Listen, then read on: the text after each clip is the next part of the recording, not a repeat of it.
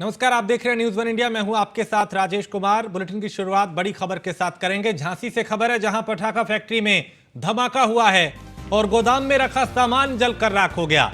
थाना प्रभारी समेत भारी पुलिस बल मौके पर पहुंची है। फैक्ट्री के पास बने मकानों में दरारें तक आ गई हैं।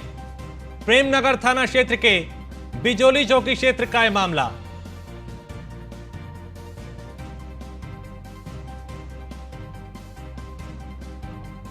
तो गोदाम में रखा सारा सामान जलकर राख हो गया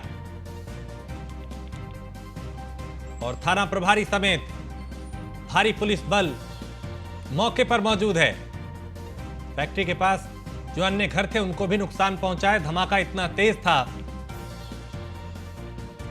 तो प्रेमनगर थाना क्षेत्र के बिजोली चौकी क्षेत्र का यह मामला, जहां पटाखा फैक्ट्री में धमाका हुआ और गोदाम में रखा सामान जलकर राख हो गया। मौके पर पुलिस के आला अधिकारी पहुंचे, पुलिस की टीम यहां पहुंची और फैक्ट्री के पास जो दूसरे घर थे उनको भी नुकसान पहुंचा, उनमें दरारें आ गई। प्रेमनगर थाना क्षेत्र के बिजोली चौकी क्षेत्र का यह मामला।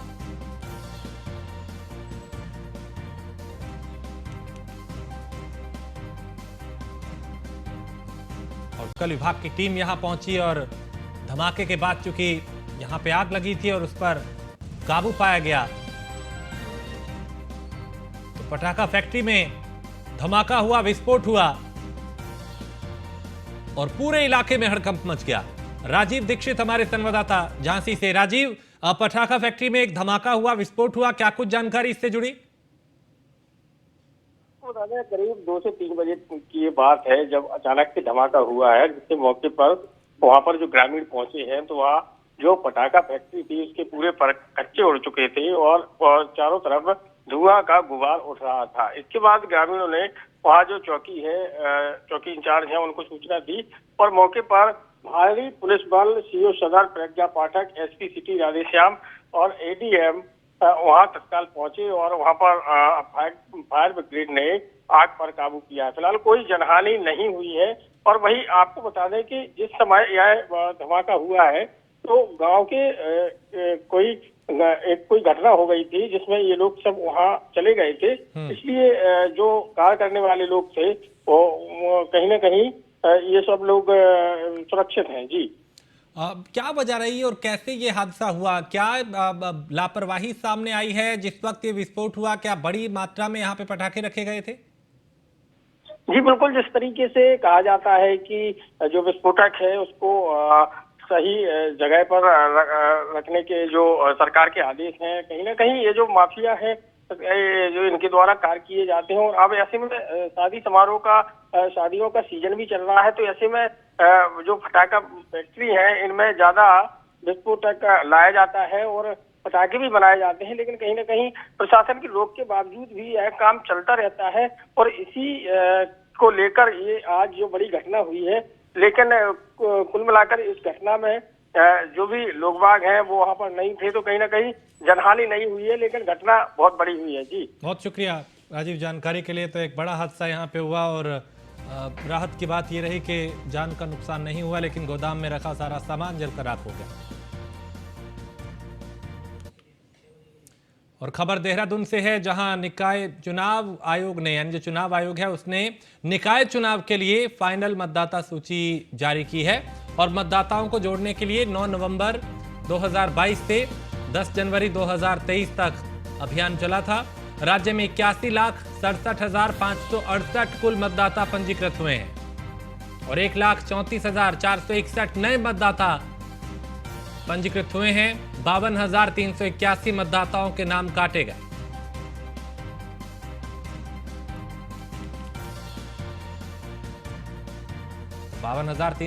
मतदाताओं के नाम काटे गए हैं। चुनाव आयोग ने निकाय चुनाव के लिए मतदाता सूची जारी की है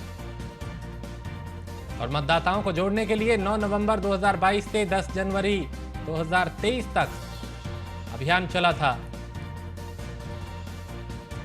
राज्य में 81,67,000 से ज्यादा पंजीकृत हुए हैं।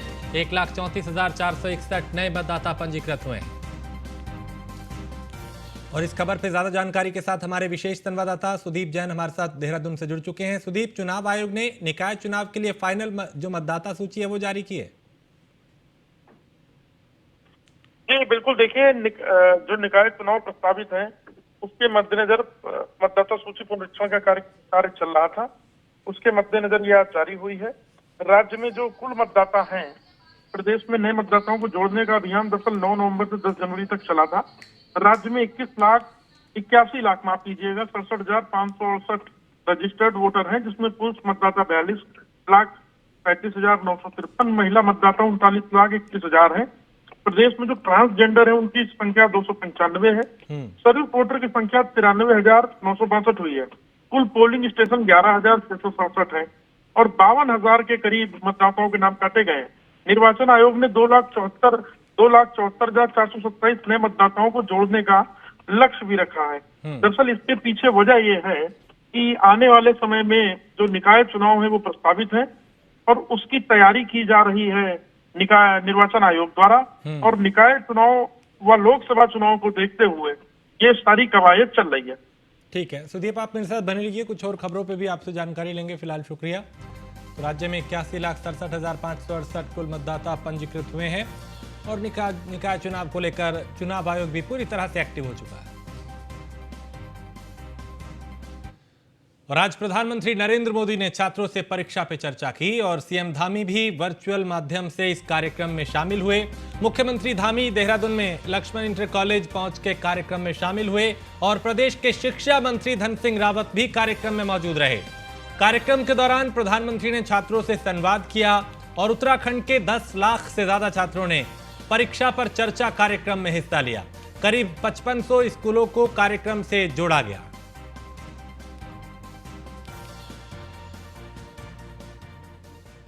आज तो बड़ा शुभ दिन है कि पूरे देश के सभी बेटे बेटियों को, सभी बच्चों को माननीय प्रधानमंत्री जी का एक प्रधानमंत्री के रूप में भी और एक अभिभावक के रूप में भी, जो उनके जीवन में जितनी भी परीक्षाएं आने वाली हैं उन परीक्षाओं में कैसे उन्होंने भाग लेना है, कैसे उमंग जीवन में रखते हुए उत्कृष्ट तक पहुंचना है, कैसे अपना श्रेष्ठ देना है, वो सारी विधाएं उन्होंने आज सभी बच्चों को बताई हैं। हम प्रधानमंत्री जी का धन्यवाद करते हैं और सभी बच्चे आज जो परीक्षा पर चर्चा हुई है उन सूत्रों को अपनाते हुए अपने जीवन में सफल होंगे, अपने जीवन में शिखरों को छूने का काम करेंगे, अपने लक्ष्यों को प्राप्त करेंगे, अपने माता पिता गुरुजनों का, राज्य और देश का नाम रोशन करेंगे। आज हमारे प्रधानमंत्री जी ने हम बच्चों के लिए कहा है, और जैसा कि लास्ट वाला जो प्रश्न था वो बहुत ही अच्छा था कि पेरेंट्स को जो है अपने बच्चों के साथ मतलब फ्रेंडली बिहेव करना चाहिए और ज़्यादा एक्सपेक्टेशन बच्चों से नहीं रखनी चाहिए। जैसा भी वो करते हैं, जैसा भी परफॉर्मेंस उनका होता है उसको स्वीकार करना चाहिए। उससे बच्चों में तनाव कम होगा और बच्चों को अच्छा भी लगेगा। प्रधानमंत्री जी के सभी वचनों से हमें बहुत ही ज़्यादा कुछ सीखने को मिला है कि किस तरह हम परीक्षा में बिना तनाव के अपनी परीक्षाओं को एक उत्साह की तरह मना सकते हैं। जैसे हम एक त्यौहार की तैयारी करते हैं वैसे ही हमें परीक्षाओं को भी त्यौहार की तरह मनाना है, जिससे हमें तनाव भी नहीं होगा और इससे हमारी परीक्षा में अच्छे अंक प्राप्त भी कर सकते हैं। बहुत सी बातें अच्छी लगी, लेकिन उनमें से एक मुझे ये लगा कि जब टीचर्स द्वारा क्लास में आया जाता है और बताया जाता है वर्क का, हमें उसमें ध्यान देना चाहिए। अगर टीचर्स द्वारा बच्चे कोई ऐसे बच्चे हैं जो कि अपने कार्य पे ध्यान नहीं देते, हमें उसे अलग से बुलाकर उसको समझाना चाहिए। और जो बच्चा सबसे शैतान बच्चा है उसको हम अगर क्लास में मॉनिटर बना दें तो वो क्लास को व्यवस्थित रूप से चला सकता है। तो प्रधानमंत्री नरेंद्र मोदी ने परीक्षा पर चर्चा कार्यक्रम के तहत छात्रों के साथ संवाद किया, जिसमें काराडूंगी स्थित अटल उत्कृष्ट आदर्श राजकीय इंटर कॉलेज और राजकीय बालिका इंटर कॉलेज के छात्रों ने भी कार्यक्रम में हिस्सा लिया। कार्यक्रम के दौरान प्रधानमंत्री ने छात्रों को मन से बोर्ड परीक्षा का डर निकालने की सलाह दी। पीएम ने कहा कि छात्रों को केवल परीक्षा के लिए नहीं बल्कि जीवन के हर क्षेत्र के लिए जागरूक रहना चाहिए। परीक्षा पर चर्चा कार्यक्रम में हमने प्रधानमंत्री मोदी से उनकी भाषणों से संबोधित होकर के परीक्षा के दौरान होने वाले सभी तनाव, डर के हमें आराम मिला एवं उनके द्वारा की गई बातों से हम सभी विद्यार्थियों को संबोधित हुआ और हमने प्रधानमंत्री मोदी के भाषणों से बहुत कुछ सीखा, जिससे हमारे आने वाले परीक्षाओं में हमें बहुत आज जो भी ये परीक्षा के विषय में जो भी चर्चा हुई है, इससे मुझे मतलब जो तनाव है, जो हल्का फुल्का या जितना भी हमारे मन में जो तनाव है, मैं उससे मुक्त हुई हूँ। थोड़ा बहुत मुझे सीखने को मिला है कि किस प्रकार हमें अपनी परीक्षाएं देनी है, किस प्रकार हमें जितना भी जो तनाव होता है परीक्षा के दौरान या परीक्षा से पूर्व, उससे कैसे हमें मुक्त रहना है। और मैं आशा करती हूँ कि हर साल हर वर्ष ऐसे ही चर्चाएं होती रहे इस विषय पर, और चर्चाओं के बाद बच्चे से जानकारी ली जाए कि वाकई में क्या वो तनाव मुक्त हो पाए हैं। सीएम धामी ने मुख्यमंत्री आवास से हीरो मोटोकॉर्प के द्वारा राजस्व विभाग को उपलब्ध कराई गई 320 मोटरसाइकिल को हरी झंडी दिखाई। ये मोटरसाइकिल प्रदेश के पहाड़ी इलाकों के लिए दी गई हैं और राजस्व विभाग के राजस्व उप निरीक्षकों को ये मोटरसाइकिल आपदा कार्यों, कानून व्यवस्था में सहयोग और पेट्रोलिंग के लिए दी जा रही हैं। वहीं मुख्यमंत्री ने हीरो मोटोकॉर्प का आभार व्यक्त करते हुए कहा कि राजस्व विभाग के राजस्व उप निरीक्षकों को इन मोटरसाइकिल की सुविधा मिलने से जन समस्याओं के निदान एवं विभिन्न कार्यों के लिए क्षेत्र में भ्रमण करने में सुविधा होगी।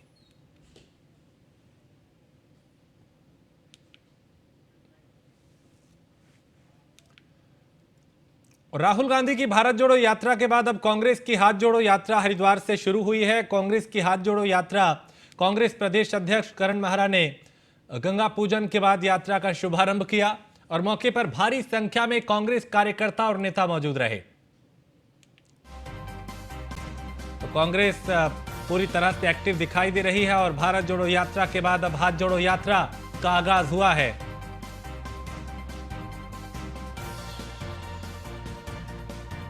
तो एक तरफ देश के कई राज्यों में भारत जोड़ो यात्रा राहुल गांधी की पहुंची और अब उत्तराखंड में भी कांग्रेस और एक्टिव दिखाई दे रही है। प्योर है और ये राहुल गांधी जी की जो चिंता है, कांग्रेस की जो चिंता देश को लेकर है, उसको लेकर ये हाथ से हाथ जोड़ो यात्रा निकली है और चुनावों में इसका जो प्रभाव पड़ेगा वो इसके आफ्टर इफेक्ट्स हैं। लेकिन हकीकत ये है कि जिस तरीके से इकोनॉमी डाउन जा रही है, राष्ट्र की सीमाएं कमजोर हो रही हैं, गंगा जमनी तहजीब को जो डेंट पहुंचा है, उसको जो नुकसान हुआ है, भारत में एकता की जो एक मिसाल दी जाती थी पूरे हर जाति धर्म के लोगों को, उसमें जो टूट हुई है उसको ठीक करने की नियत से यात्रा निकाली जा रही है। और उद्देश्य यही है कि जो भारत जोड़ो यात्रा का संदेश था, जो उद्देश्य था, वो हर व्यक्ति तक, जन जन तक पहुंचे, इसके लिए यात्रा को निकाला जा रहा है। और ऐसे लोग भी हैं जिनके पास एंड्रॉइड फोन नहीं है, जिनके घर में टीवी नहीं है और ज़्यादा उम्र है, तो उनके लिए इसमें चौपाले भी लगा जाएंगे। और राहुल गांधी जी, आदरणीय खड़गे जी के जो पत्र हैं वो, और आदरणीय नवप्रभात जी के द्वारा जो एक आरोप पत्र बनाया गया है जिसमें राष्ट्रीय मुद्दों से लेकर राज्य के मुद्दे, जिसमें अंकिता भंडारी मर्डर केस, अग्निपथ योजना के नुकसान, उन सबको इस यात्रा में लोगों से बातचीत की जाएगी। और इस खबर पे ज्यादा जानकारी के साथ हमारे विशेष संवाददाता सुदीप जैन हमारे साथ जुड़ चुके हैं। सुदीप, एक तरफ भारत जोड़ो यात्रा चल रही है, पूरे देश में राहुल गांधी घूम रहे हैं, दूसरी तरफ उत्तराखंड में हाथ जोड़ो यात्रा, इसके जरिए कांग्रेस क्या संदेश दे रही है? जी देखिए, बिल्कुल कांग्रेस आपसी जो कलह है, जो आपसी नेताओं में वर्चस्व की लड़ाई है, उन सारी चीजों को छोड़कर हाथ से हाथ जोड़ो यात्रा को लेकर चलने के पीछे एक बड़ी वजह यह है क्योंकि कांग्रेस को लगता है कि उत्तराखंड से सटे हिमाचल प्रदेश में जिस प्रकार से महज 0.9% से भाजपा की आती हुई सरकार चली गई, कांग्रेस सत्ता में आ गई और पहाड़ का प्रदेश हिमाचल ही है और अगले 8 से 10 महीनों में निकाय चुनाव उत्तराखंड में होने हैं, इसके बाद लोकसभा चुनाव की तैयारी है। तो सरकार की जो तमाम विफलताएं हैं, पेपर लीक हैं, वह दूसरे विषयों पर राज्य सरकार को घेरने के लिए जनता के बीच जाया जाए। इसमें नेताओं कार्यकर्ताओं को भी जोड़ने का प्रयास है और प्रयास ये भी किया गया है कि किसी भी तरीके से लोगों को कांग्रेस के प्रति जागरूक करते हुए कांग्रेस के पक्ष में वोट दिलाने के लिए अभी से माहौल बनाया जाए। और इस इन यात्राओं से जाहिर है जो कांग्रेस का कार्यकर्ता है, जो हताश है, निराश है, उदास है, वो उत्साहित नजर आ रहा होगा। जी बिल्कुल, देखिए कांग्रेस का कार्यकर्ता निश्चित तौर पर इस तरीके के आयोजनों से उत्साहित है क्योंकि कार्यकर्ताओं को ऐसा लगता है कि पार्टी में कार्यकर्ता कम, नेता ज्यादा है और हर नेता का अपना एक एजेंडा है, यूं कहा जाए तो गलत नहीं होगा कि कैसे भी शीर्ष सत्ता, बड़ी कुर्सी उसे चाहिए। इसी वजह से ये विवाद की स्थितियां भी देखते हैं, बयानबाजी लगातार जारी है। ऐसे में एक पॉजिटिव माहौल देने की दिशा में जरूर कांग्रेस सफल होती दिख रही है, हालांकि इसका लाभ कितना मिलेगा ये तो वक्त बताएगा। ठीक है सुदीप, आप बने रहिए हमारे साथ, कुछ और खबरों पे भी जानकारी लेंगे। तो हरिद्वार से इस यात्रा का आगाज हुआ है और कांग्रेस इसके जरिए कई संदेश उत्तराखंड की जनता को देने की तैयारी कर रही है। और लक्सर में कांग्रेस की हाथ जोड़ो यात्रा निकली और इस दौरान पूर्व सीएम हरीश रावत और प्रदेश अध्यक्ष करण माहरा यात्रा का नेतृत्व करने लक्सर पहुंचे। इससे पहले करण माहरा ने हरिद्वार में गंगा पूजन करके यात्रा का शुभारंभ किया था। लक्सर में यात्रा के दौरान दोनों नेताओं ने बीजेपी पर जमकर निशाना साधा और राज्य एवं केंद्र सरकार की नीतियों को जनविरोधी बताया।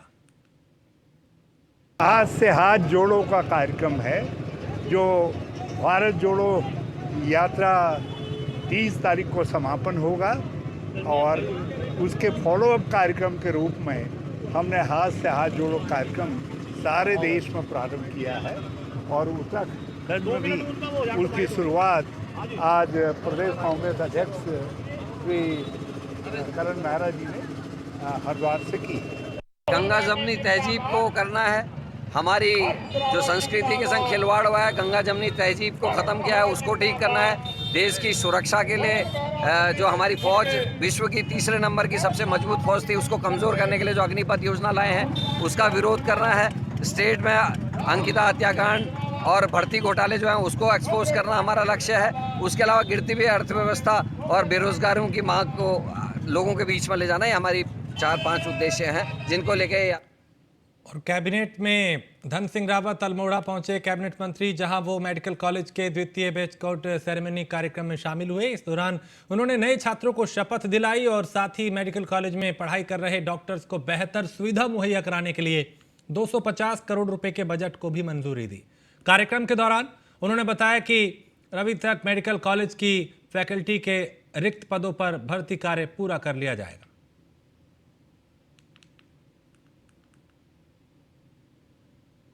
अल्मोड़ा मेडिकल कॉलेज में आज दूसरा बैच आ गया है और आज उनकी जो भी नया बैच आया है उनकी चरक शपथ ली गई है और अल्मोड़ा के लिए भी, कुमाऊं के लिए एक बड़ी उपलब्धि है कि अब 100 बच्चे अब हमारे और आ गए हैं और लगभग 250 करोड़ रुपये हमने इस कॉलेज के लिए दिए हैं। मुझे आशा और विश्वास है कि अगले साल से हमारा कॉलेज बहुत अच्छा हो जाएगा, फैकल्टी भी अब पर्याप्त हमारे आ जाएगी और हर प्रकार के हम यहाँ पे पूरी व्यवस्था करने जा रहे हैं। मैं ये कह सकता हूँ कि अल्मोड़ा कॉलेज हमारा एक अच्छा कॉलेज बनने वाला है। और अपनी विभिन्न मांगों को लेकर हड़ताल पर गए रोडवेज कर्मचारियों का विरोध अब आंदोलन में बदलता जा रहा है। रोडवेज कर्मचारियों की 2 दिन तक हुई विभागीय वार्ता विफल रहने के बाद अब कर्मचारियों ने बसों का संचालन पूरी तरह से ठप कर दिया है, जिससे देहरादून से दिल्ली, जयपुर, लखनऊ, आगरा, लुधियाना समेत अन्य शहरों की तरफ जाने वाले यात्रियों को काफ़ी दिक्कतों का सामना करना पड़ रहा है। कर्मचारियों की माने तो 31 जनवरी तक अगर उनकी मांगें नहीं मानी जाती तो वो निश्चितकालीन हड़ताल जो है वो शुरू कर देंगे। जो हमारा उत्तराखंड परिवहन का भी कार्यक्रम चल रहा है 1 दिवसीय धरने का, ये अभी हमारा टनकपुर, कुमाऊं और आज देहरादून में ये हमारा कार्यक्रम चल रहा है। इसी क्रम में 31 जनवरी की मध्य रात्रि से हमारा हड़ताल का नोटिस है, जिसके क्रम में आज सचिव परिवहन महोदय द्वारा ये वार्ता बुलाई गई है 3 बजे से, उसी में हम लोग वार्ता में अभी जा रहे हैं। तो हमारे इसमें जो मुख्य बिंदु हैं, एक तो जो लंबे समय से हमारे यहाँ एक एस्मा लगाया हुआ था, एस्मा की आड़ में लगातार कर्मचारियों का उत्पीड़न और निगम की संपत्ति को खुर्द-बुर्द करना, बेचने की प्रक्रिया और निगम में अपनी बसों को न खरीदना, लगातार अनुबंधित बसों का वो बढ़ावा देना, उन्हीं गाड़ियों को यहाँ लगातार बढ़ा। उत्तराखंड के गढ़वाल मंडल में रोडवेज कर्मचारियों ने अपनी मांगों को लेकर हड़ताल पर वो चले गए हैं, जिसके कारण देहरादून, हरिद्वार, रुड़की, ऋषिकेश समेत पूरे गढ़वाल में यात्रियों को काफी परेशानियों का सामना करना पड़ रहा है। कर्मचारियों की माने तो पिछले 10 साल से संविदा कर्मचारी के रूप में काम कर रहे हैं, लेकिन अब तक उन्हें परमानेंट नहीं किया गया और इनका कहना है कि अगर उनकी मांगें पूरी नहीं की जाती हैं तो वो पूरे प्रदेश में चक्का जाम कर आंदोलन करेंगे। ये जो संविदा विशेष श्रेणी कर्मचारी हैं उत्तराखंड परिवहन निगम में, इनको 10 से 15 साल हो गए हैं और ये किलोमीटर बेसिस पे आज तक काम कर रहे हैं। एक तो हमारी ये मांग है कि इन्हें नियमित किया जाए, ठीक है। दूसरा, वित्तकाशित की जो भर्ती है वो इन्होंने संविदा में की गई है एजेंसी के माध्यम से, उसको अनुकंपा के आधार पर किया जाए। एक बस बेड़ा 2000 किया जाए। जो अंडरटेकिंग गाड़ियाँ लाई जा रही हैं जिसमें चालक परिचालक मालिक के ही, बस मालिक के ही होंगे, उस पर रोक लगाई जाए। 31 तारीख की मध्य रात्रि रात 12 बजे से हम सब हड़ताल पे चले जाएंगे अनिश्चितकाल के लिए। ये हमारे यहाँ जो अनुबंधित बसों का बेड़ा है, इसके विरोध में प्रदर्शन है। ये हमारा आज का 1 दिवसीय और हम लोग जो 31 तारीख से चक्का जाम मध्य रात्रि से करेंगे इसके विरोध प्रदर्शन में। और जो हमारे जो मृतक आश्रित है उन्हें नियमित किया जाए और जो हमारे संविदा कर्मी हो उन्हें नियमित किया जाए। इन मुद्दों को लेकर के हम लोग आज मतलब 1 दिवसीय अपनी हड़ताल पर हैं और 31 तारीख में मध्य रात्रि से पूर्ण रूप से चक्का जाम करेंगे। और मुस्लिम फंड के नाम पर लोगों से करोड़ों की ठगी करने वाले गिरोह का खुलासा करते हुए हरिद्वार पुलिस ने मुख्य आरोपी समेत 3 लोगों को गिरफ्तार किया है। पकड़े गए आरोपियों के पास से पुलिस ने 12,70,000 रुपए कैश बरामद किए हैं। मामले की जानकारी देते हुए एसपी सिटी स्वतंत्र कुमार ने बताया कि आरोपियों को पकड़ने के लिए पुलिस की 6 टीमें गठित की गई थी। फिलहाल आरोपियों से पूछताछ की जा रही है और आरोपियों का बैंक में लॉकर भी है जिसे कोर्ट के आदेश के बाद खोला जाएगा। 21 जनवरी को वसीम एक व्यक्ति है, उनके द्वारा एक सूचना दी गई जिसपे कि मुस्लिम फंड के नाम पे अब्दुल रज्जाक के द्वारा पैसा जमा कराया गया और अब वो बैंक बंद है। तो इस सूचना पे जब पुलिस वहाँ पे पहुँची तो काफ़ी लोग वहाँ पे भीड़ भाड़ भी लगी हुई थी, थाने में भी लोग आए थे और पैनिक सिचुएशन थी। इसमें वरिष्ठ पुलिस अधीक्षक महोदय द्वारा तत्काल इसको संज्ञान में लिया गया।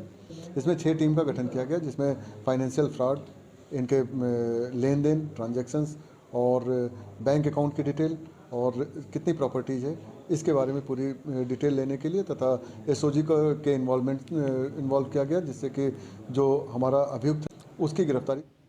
और किसान आंदोलन के दौरान सरकार की तरफ से दिए आश्वासन पूरे ना होने से नाराज किसानों ने कालाडुंगी के बैलपड़ाव क्षेत्र में ट्रैक्टर रैली निकालकर अपना विरोध जताया और एसडीएम को राष्ट्रपति के नाम ज्ञापन भी सौंपा।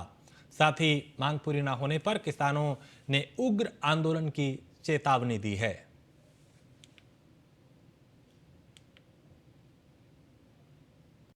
संयुक्त किसान मोर्चा के आह्वान पर पूरे भारतवर्ष में किसानों द्वारा ट्रैक्टर रैली निकाली गई है जिसमें सरकार को ये बताया गया है कि अभी जो हमारे किसान हैं जो पहले भी किसान आंदोलन करके तीनों काले कानून वापस करवाए थे और उस समय सरकार द्वारा किसानों से कहा गया था कि आपको स्वामीनाथन आयोग की रिपोर्ट, एमएसपी पर गारंटी और अन्य किसानों की जो मांगे थी वो पूरी करी जाएंगी, जो कि सरकार ने अभी तक उसमें कुछ भी नहीं किया है। तो किसानों का ये कहना है कि हमारे जो ट्रैक्टर हैं ये ट्रैक्टर नहीं है, टैंक हैं किसानों के।